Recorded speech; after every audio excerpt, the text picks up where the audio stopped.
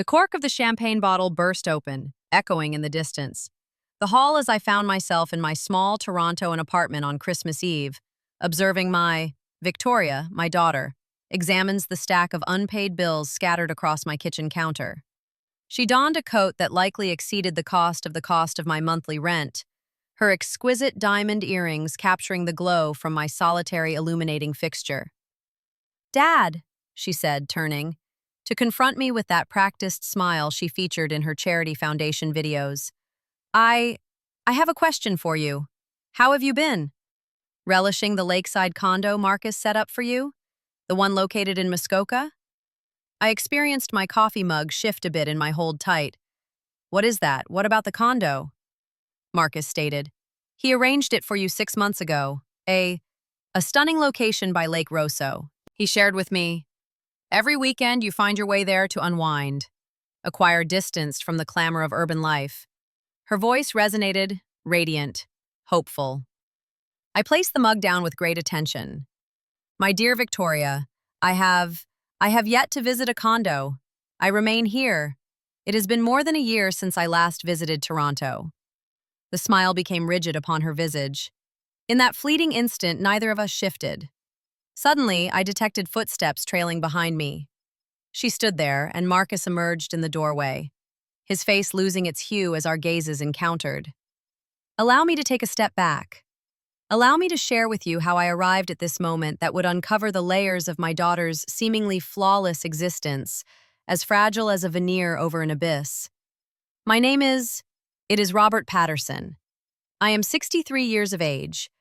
I dedicated 37 years to my profession as a supervisor of maintenance in Toronto. Before my knees, the district school board stood. Distributed. I brought up Victoria on my own after Victoria lost her mother at a young age. 8. I put in double shifts, sold our on the residence in Rosedale, relocated us to a humble A residence located in North York. I donned the same Victoria's winter coat for 15 years. One might consider piano lessons and summer camps, and ultimately a degree from the University of Toronto. She encountered Marcus Whitmore, attended a fundraising gala 7 years ago. Previously, he embodied all that I lacked. Fluid, affluent, influential. His family possessed an exquisite collection of upscale hotels throughout Ontario and Quebec. In the span of a year, they found themselves united in a beautiful ceremony at Casa Loma that exceeded the total I had made over a span of 5 years. I felt joy for her. Indeed, she was worthy of an enjoyable life following my journey through hardship farewell. Yet, a change occurred following the nuptials.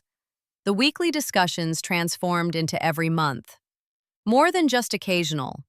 She was occupied involving Marcus's entrepreneurial pursuits, with the charitable foundation they had established, united, alongside galas and golf competitions and sun-soaked days in Provence. I comprehended that the affluent resided in a distinct realm. I primarily observed her via social media at this time.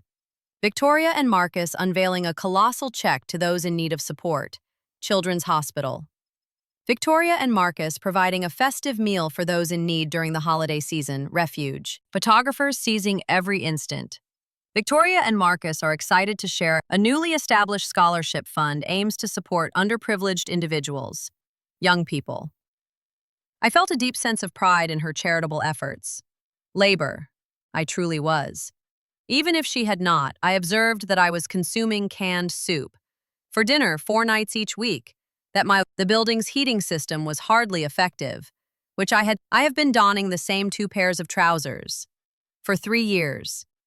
And now she found herself standing in my apartment on Christmas Eve, inquiring regarding a condominium that was never real. Marcus first recovered, his entrepreneurial spirit instincts taking over. "Robert, I believe there has been a bit of misunderstanding. Allow me. Elucidate." "What perplexity?" Victoria paused, glancing back and forth between us. "Dear Marcus, you mentioned that you arranged for Dad to meet with the Muskoka location. You shared some pictures with me. One expressed his affection for the place. Those were images from the rental listing," I mentioned silently. The fragments were descending into an area within my thoughts, frigid and piercing. Were they not, Marcus? He relaxed his tie, that polished facade beginning to fracture.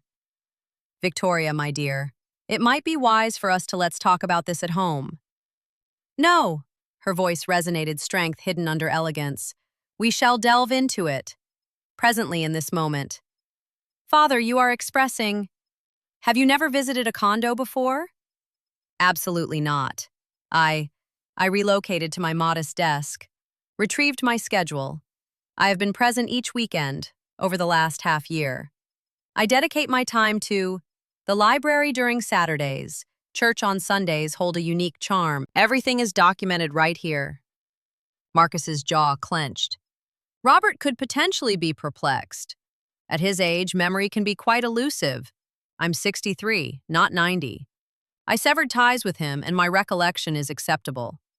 Why would you share that with Victoria? Provided me with a condo? Due to his requirement for a tax dismiss. Victoria's voice was scarcely a softly spoken. Her gaze was fixed on Marcus now, as if she had encountered him for the very first time. That is, isn't it so? You asserted it as somehow a charitable expense, a present for my dad. That's absurd, Marcus remarked. Yet his voice was devoid of conviction. Could it be? Victoria retrieved her phone, her fingers dancing over the screen. I am currently present. The board of the foundation, Marcus. I possess availability of the financial reports. Allow me simply take a look. Oh dear. Housing for seniors. Backing for Robert Patterson. $850,000. What is this all about? My heart almost ceased to beat. $850,000? I am able to provide an explanation, Marcus began. Subsequently elucidate. Victoria's hands trembled slightly. Elucidate the reasons behind the documentation of our foundation. Demonstrate that we disbursed close to $1 million for my father's accommodation, when he's undoubtedly still existing within this. She gazed within the confines of my small apartment, indeed experiencing it as if for the very first time. The chipped paint, the second-hand shop, the space heater, the furniture because the heating in the building was insufficient. In what manner lengthy? She murmured softly.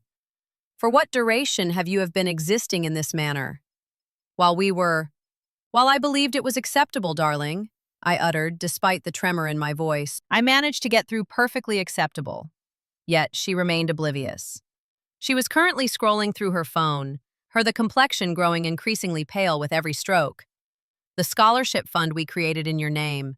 $1.2 million. Marcus, where have you gone? Where did that money go? Regarding scholarships? The learners? Which students are you referring to? Provide me with names. Marcus, at this very moment. He remained silent. The silence extended, resembling a frozen expansive and perilous waters. Outdoors, I could hear the sweet voices of carolers singing Silent Night. Within the confines of the structure, my idyllic realm of the daughter was crumbling around her. I require a full view of the foundation. Victoria mentioned the financial records. The voice was unsettlingly serene. Each transaction pertaining to my father's name. Each and every one. Victoria, you're being a bit dramatic. We can talk about this once the holidays are over. Let us delve into the matter at hand. Dad, do you possess a portable computer? I nodded, reaching for my trusty old Dell from the chamber. In just a few moments, Victoria accessed the foundation frameworks. I observed intently as she maneuvered through spreadsheets. My breath quickens with every display. The Senior Medical Fund, $600,000. Tailored attention for Robert Patterson. Her gaze met mine. Dad, when was the last occasion you visited a physician? I am on my knees. About 4 months ago. The clinic located near Yonge and Eglandon, the complimentary medical facility. I inclined my head in agreement. Her hands trembled uncontrollably now as she struggled to type. The automobile funding for accessibility, $175,000 for a customized van to enhance your mobility requirements. She turned to me, tears glistening in her gaze. Dad, do you actually own a car? I take the TTC, I murmured gently. The bus and underground train system. Marcus rose suddenly. You are not obligated to pay attention to these allegations. Victoria, you are my beloved wife. You ought to place your trust in me rather than in these misinterpretations. Please take a seat. The authority in her tone. It caught us both off guard. I haven't finished yet. Surely there must be more to uncover, right? The revitalization budget. $300,000 for creation Dad's home is wheelchair accessible. She glanced around my apartment once more. I don't observe any renovations taking place. I can't even behold a wheelchair. Your father is currently in a state of being, Marcus expressed his discontent, his manner transforming into something unpleasant.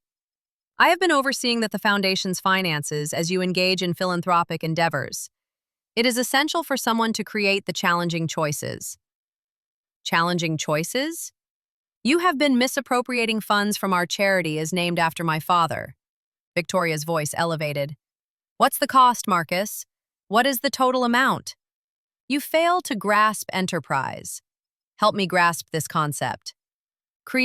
Help me grasp how we accumulated $4.2 million and $2 million allocated for diverse initiatives to assist my father and other elders. And my dad sits here clad in a coat adorned with duct adhesive on the elbows. I cast my gaze downward. I would have overlooked the duct tape. I had been the act of attaching a patch through sewing. Marcus's disguise at last. It has fully slipped away. Your father, I selected this path. He might have inquired about assistance needed. Rather, he remained here, enveloped in his own pride and his financial struggles, reflecting poorly on me at every family function with his disheveled appearance garments and his transit pass. Indeed, I leveraged his circumstances for our benefit. The capital for operations is essential for the foundation. Supporters are captivated by narratives of making a difference. Challenged elderly individuals. Your father was ideal for the story. Our benefit? Victoria rose to her feet. Her entire storms, the body trembles. Are you referring to your edge? You've been taking from those who contributed with sincere intentions. From individuals who I wanted to assist, older adults, just like my father. Additionally, you invoked my father's name, his honor, his genuine anguish to accomplish it. Demonstrate it, Marcus scoffed. Demonstrate that I consumed just one currency for individual purposes. The transaction was successfully processed through the foundation. Each penny is meticulously tracked. Subsequently, I won't mind when I reach out to Canada tomorrow. Victoria mentioned the revenue agency. Either the police or a combination of both. The hue that had come back to Marcus, his face devoid of color, departed once more. You wouldn't take the time to see me. I will. We will also reach out to our donors personally, beginning with the Richardsons. 1. Do you recall them? The pair who lost their father due to neglect in a care-setting establishment? The individuals who contributed $800,000, particularly for the senior living sector project. I find myself pondering their feelings. Understanding that wealth has never aided a soul. Senior citizens secure housing. Victoria kindly retrieve out. Her voice was frigid. Leave the abode of my father. Honestly, just leave my existence. I will have my attorney reach out to you. The day after today. You are my spouse. It won't last long. It's time to go. Marcus cast his gaze in my direction, then returning to Victoria. For a brief instant, I expected him to put up more of a fight. Subsequently, he snatched his coat and burst out, slamming the door with such force that it rattles the walls. The void he created resounded with an overwhelming intensity. Victoria remained still for an extended period. Then she gradually descended, settled into my well-loved armchair, and began to weep. Not fragile tears, but profound, heart-wrenching cries. I deeply apologize. She was unable to speak. Out. Father, I deeply apologize. I have been feeling quite ignorant, utterly foolish. As I was sharing images capturing our charitable efforts, you were here in solitude, battling, and I failed to notice it. I had no desire to witness it. I knelt down next to her, my knees complaining. Darling, you were unaware. I ought to have been aware. I am your daughter. I ought to. I have visited more, made more calls, indeed. Turned my gaze towards you rather than solely to God.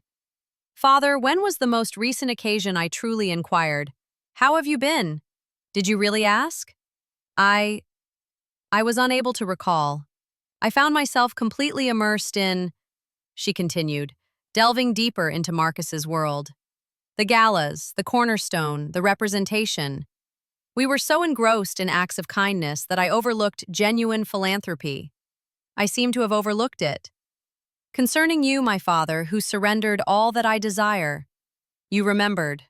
That remark made during the previous gala. It has been said that the roots of charity lie within one's own household, and I brushed it aside with a chuckle. I genuinely found it amusing. In the meantime, you found yourself indulging in canned food, enjoying soup and taking the bus as we traveled contributions intended to assist individuals such as yourself. She retrieved her phone once more, clearing her eyes. I will be reaching out to a lawyer this evening, and a financial professional and the Canada Revenue Agency. Marcus stands as, this will come at a cost. Each fragrance he took away, each falsehood he spun. Each time he utilized your name. Victoria, it's the holiday season eve. I have no interest in that. This is urgent. The digits were already in motion, and she made a call right there on Christmas Eve. As I prepared tea for us, she reached out to her an attorney, who was unexpectedly comprehension regarding the late-night call. She reached out to her accountant, who assured her to initiate an audit, the first step after the vacation. She reached out to her closest friend from an institution that focused on finance investigation of crimes. As the moment arrived, as the clock chimed midnight, Christmas Day emerged. The wheels had begun to turn. The ensuing weeks passed in a haze. Victoria checked into a hotel, submitting her application for the dissolution of marriage and the division of property without delay. She engaged forensic experts, accountants who navigated the foundation's records, move like wolves through flakes of white gently descend from the heavens. What they discovered was far more troubling than we had envisioned. Marcus had not merely utilized the name I go by, he had constructed a whole web of fraudulent beneficiaries, imaginary elderly individuals with imaginative requirements, all producing genuine expense claims. The Muskoka Condo was indeed a reality, yet Marcus had been utilizing it as a private getaway while asserting it was intended for my use. Though the modified van had never been acquired, the funds had been allocated to a private profile. The scholarships had never been honored. The medical fund had never assisted anyone. Ultimately, Marcus possessed misappropriated more than $3.88 million from the establishment spanning 4 years. Victoria stood unyielding. She reached out to each donor. In my own words, I detailed the events that had transpired, and ensuring complete openness. She submitted all the evidence to the officials. She provided her testimony before the board of the foundation, suggesting a thorough reorganization and autonomy supervision. The tale made headlines in February. Notable charity in Toronto controversy. Millions misappropriated through deception assertions. Marcus's photo was ubiquitous. That once polished smile now appears sinister within the realm of media reporting. The trial took place in April, taking place in the heart of Toronto courtroom. I found myself in the front row. Victoria is by my side. She had purchased for me a new coat, and I had finally come to a decision to embrace it. Together with her persistence, I am transitioning to a more suitable apartment. Negative charity, she declared with conviction. Remuneration,